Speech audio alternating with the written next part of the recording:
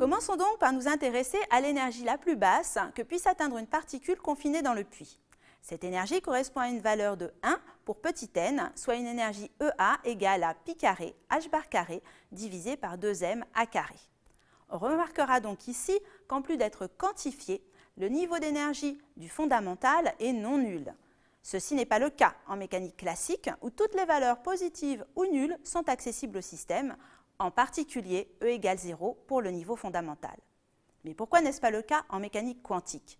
Eh bien, avoir une énergie du niveau fondamental strictement positive est une conséquence directe de l'inégalité de Heisenberg qui sera traitée d'un point de vue théorique dans quelques semaines, mais dont nous pouvons déjà commencer à discuter. Cette inégalité nous dit que si on localise la particule sur une distance Δx finie non nulle, alors cette particule a une dispersion de son impulsion ΔP finie et non nulle. Or, nous nous trouvons précisément dans ce cas de figure puisque notre particule est piégée dans un puits de potentiel, donc délocalisée sur une distance Δx valant petit a, soit la largeur du puits. D'autre part, l'énergie cinétique EC étant proportionnelle à l'impulsion, si ΔP est non nul, ΔEC le sera également. Ainsi, même si le système a une énergie potentielle valant 0, l'énergie totale étant la somme de l'énergie cinétique et de l'énergie potentielle, elle ne pourra être nulle. Parlons à présent de la fonction d'onde. Comme nous l'avons vu précédemment, la fonction d'onde est la représentation de l'état quantique du système. Son module carré en particulier correspond à la densité de probabilité de présence d'une particule. La notion de fonction d'onde a été introduite en 1924 par Louis de Broglie. Il lui a donné ce nom car la fonction d'onde revenait à donner à toute particule les propriétés d'interférence typiques d'une onde. Mais que se passe-t-il lorsque la fonction d'onde est représentée à un instant initial t0 par un état stationnaire? Comment cette fonction d'onde évolue-t-elle au cours du temps? C'est ce que nous allons découvrir à présent. Nous avons vu précédemment que la fonction d'onde psi de x et de t, associée à un état stationnaire phi de x à un instant t égale 0, évoluait temporellement par l'intermédiaire d'un terme de phase dépendant de l'énergie.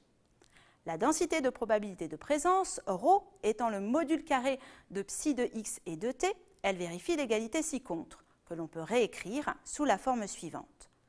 Nous avons déjà constaté que la densité de probabilité n'évolue pas au cours du temps, ce qui justifie l'appellation d'état stationnaire, quand bien même la fonction d'onde, elle, dépendrait du temps. Mais qu'en est-il lorsque l'état d'un système résulte de la superposition de deux états stationnaires?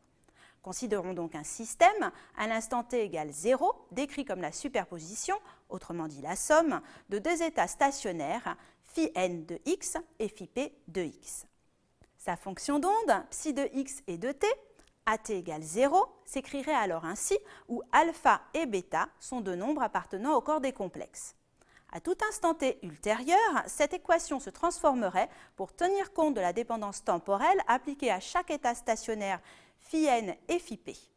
La densité de probabilité prendrait alors la forme suivante, dans laquelle on voit apparaître un terme dépendant du temps. On constate ici que si les niveaux d'énergie associés à ces états stationnaires ne sont pas identiques, ce terme dépendant du temps n'est pas nul et la densité de probabilité n'est plus invariante au cours du temps. L'état résultant de la superposition d'états stationnaires n'est alors pas stationnaire lui-même. Seuls les états propres, c'est-à-dire les états solution de l'équation de Schrödinger indépendante du temps, ou leur combinaison linéaire pour une même énergie E, sont stationnaires. Regardons maintenant le cas du puits quantique à 3 dimensions, qu'on appelle généralement boîte quantique.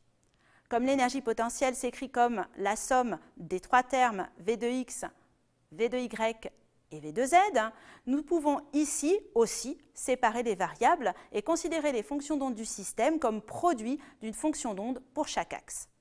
L'équation aux valeurs propres se résout alors très facilement et aboutit à cette expression pour les énergies accessibles au système. On remarque ici que si A égale B égale C, alors il peut y avoir des états différents associés à une même valeur de l'énergie. Dans ce cas, on dira qu'il y a dégénérescence des niveaux d'énergie. Par exemple, si A égale B égale C, l'expression de l'énergie est la suivante. On voit alors clairement qu'il y a 3 états différents qui ont la même valeur propre de l'énergie. Dans ce cas, on dira que la dégénérescence vaut 3.